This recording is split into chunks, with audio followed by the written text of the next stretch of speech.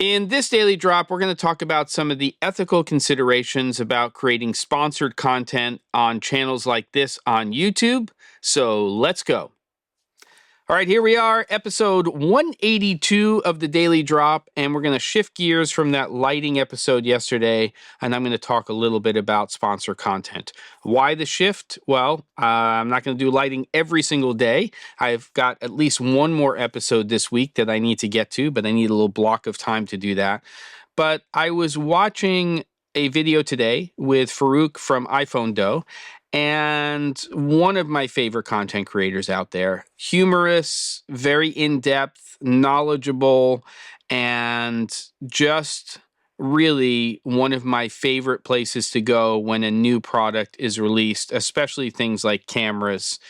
He's one of a kind, and my spidey sense tells me that he's also a really good guy and honest and has a level of integrity. And today's episode, or the episode I just watched, really solidifies that. All right. Little company, Insta360. This is the X4 that was just announced and released right after NAB. And I've had this for a little over a week or so.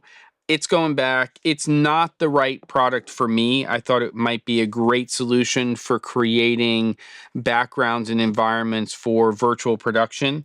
It's just not quite there for what I'm looking for, but that's not the reason for this episode.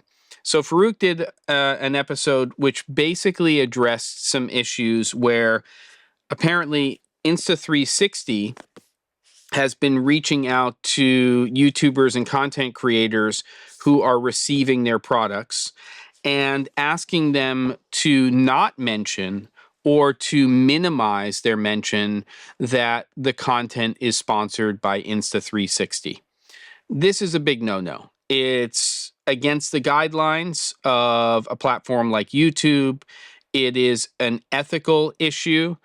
It is our responsibility, especially when we're creating content that is sponsored, whether that's product-based or a financial exchange, to be completely transparent and let you, the viewer, know that that content is promotional. And this goes beyond that. It's, in my opinion, our responsibility when we are bringing sponsorship, whether that's equipment or financial, on board, that like many other content creators and YouTubers, that we have the not only responsibility to be transparent with you, but to say to those manufacturers, if you want the viewers of this content to trust the voices that are talking about them, you have to let us create that content and not review that content, not give feedback on that content.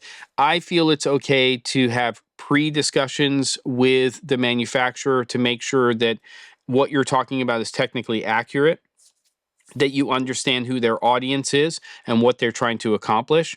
But then it's our responsibility to create and make the content that talks about that product, whether it's a review or it's educational or any such combination in terms of that. So Farouk has a big problem with Insta360 because they are approaching people and asking them to minimize or completely eliminate the fact that it's sponsored content. And that means no Insta360 for me. That's besides the point of it not being the right product for me. After I watched that video, I would have no interest in working with them. And I have had companies approach me to create sponsored content, and it sometimes is so upside down. I actually had a company reach out to me and say, we think this product is a product you'd be interested in. I was. If we send you this product, which is worth, if I went out to the store and bought it, about $125 US, we would expect you to, in exchange for that, produce a 7-minute video, this, that, blah, blah. By the time you do the math, with conceptualizing the video, creating the content for the video, editing the video, and distributing it, you would be making far less than minimum wage to do that. And it really gets into that gray area because they are driving what the content is. Yes, okay to work with the manufacturer to understand their product, what product category they fit into, and who their audience is. Those are all important things. And if you have technical questions, ask those questions to make sure that what you're providing as information to the viewer is technically accurate. And you have to have all your disclaimers. So again, look in the description. You'll see disclaimers there for my channel. Go to my main website, thec47.com. You'll see that there's even additional information there. It's our job to be transparent. I think it's manufacturers' jobs to understand that the products that they're creating are going out to content creators, and you have to have you have to let those people have their own voice, and that's extremely important. So it's a no for me on Insta360 after Farouk's video. Other companies should take note because there are more people with integrity who are content creators than not. There will always be a shill. There will always be somebody who does it just for financial gain or equipment gain. But that's really not what this is all about.